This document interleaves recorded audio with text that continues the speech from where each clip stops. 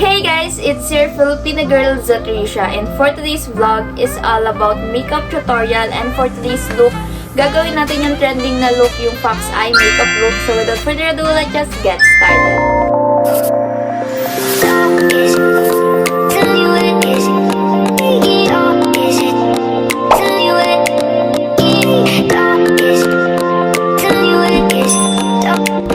Maglagay lang ulit tayo nito para wala ulit ng sagabal na hair sa ating mukha kapag may makeup.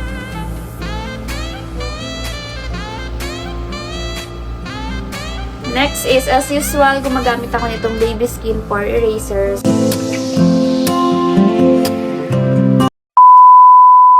Before we proceed pala sa ating pinakang makeup tutorial, kailangan ko munang maglagay nitong contact lens. Kasi diba alam nyo naman kapag fox eye makeup look yung gagawin natin. Ewan ko kung mali ha, correct me if I'm wrong. Diba medyo blue yung eyes nila or may ibang kulay pa ba? So blue yung ilalagay ko. Gagamit lang ako nitong salamin. Super cute from Miniso.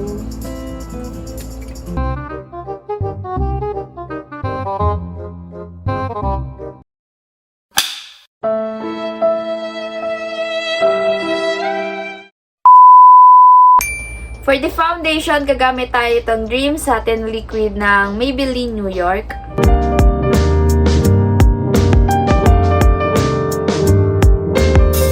Para sa mga magtatanong ng shade ng aking foundation today is 50 Creamy Natural. Ayan. For the concealer, today I'll be using Maybelline New York in the shade 20 Sun. Since fox eye makeup siya, kailangan natin yung concealer is pa ganun.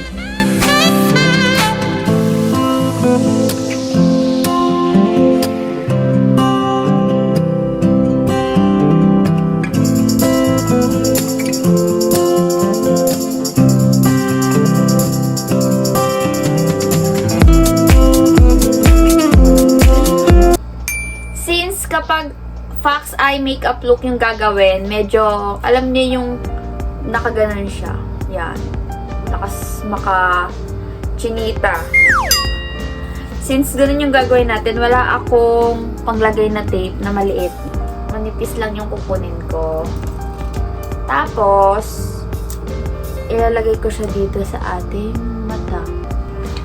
Para sa ating eyeshadow for today, walang iba kundi ang James Charles palette.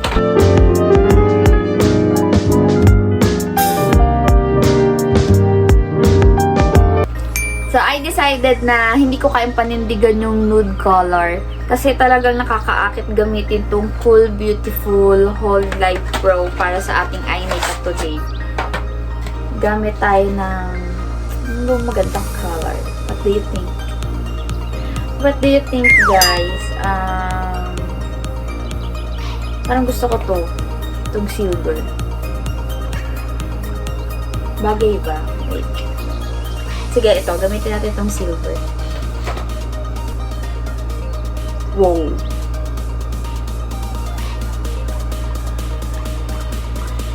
Oh, wala talaga ako. Sabi ang good ko.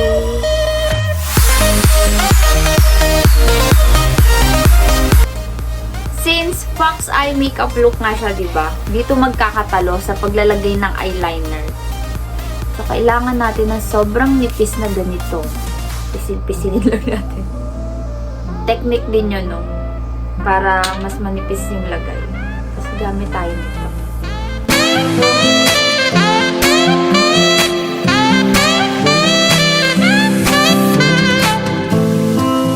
Anong effect niya?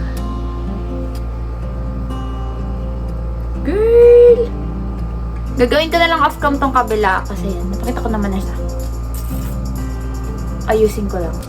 For the under eye, gagamitin lang ulit natin yung mga in-apply nating eyeshadow sa ating mata kanina. Kuha lang ako ng brush na manipis. Ayan, ang ganito.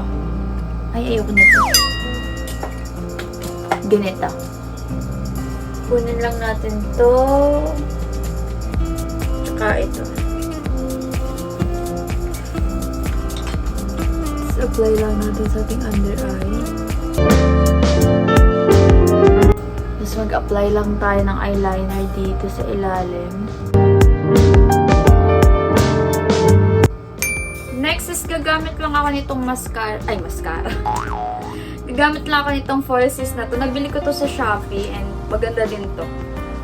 And papakita ko sa inyo kung paano tayo magka-cut. Hindi na siguro to kailangan i-cut. Hindi na. Cut na pala siya.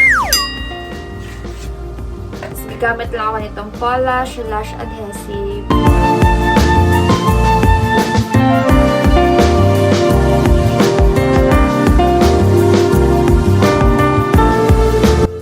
Ayan, kung mapapansin nyo, dito ko nilagay yung lashes. Hindi ko siya, pag ganun din siya nilagay. Ayan. Ayan. Diyan ko siya nilagay.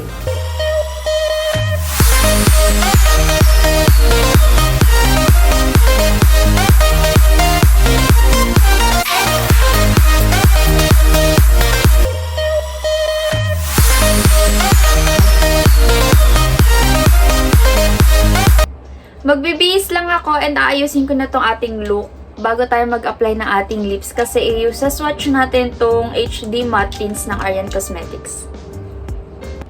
So, eto na yung aking look today and katulad na sinabi ko, isa-swatch natin tong HD Matte Tints ng Ariane Cosmetics and mag-start tayo sa lighter shade.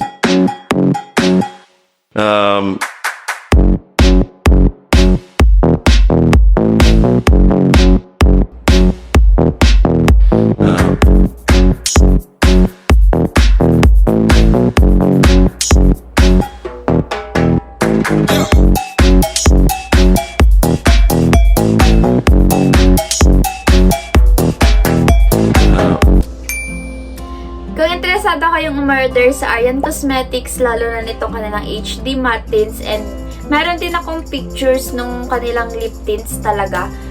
Ilalagay ko sa description box yung kanilang Shopee link account at yung kanilang Facebook page. So, grab yours now, ladies. Sobrang ganda. I hope you enjoyed this video. Please like if you enjoyed it. Subscribe to my YouTube channel so we can see each other to my next one. Leave a comment below kung may gusto kayo pagawa sa akin. See you in my next one. Bye! Mwah!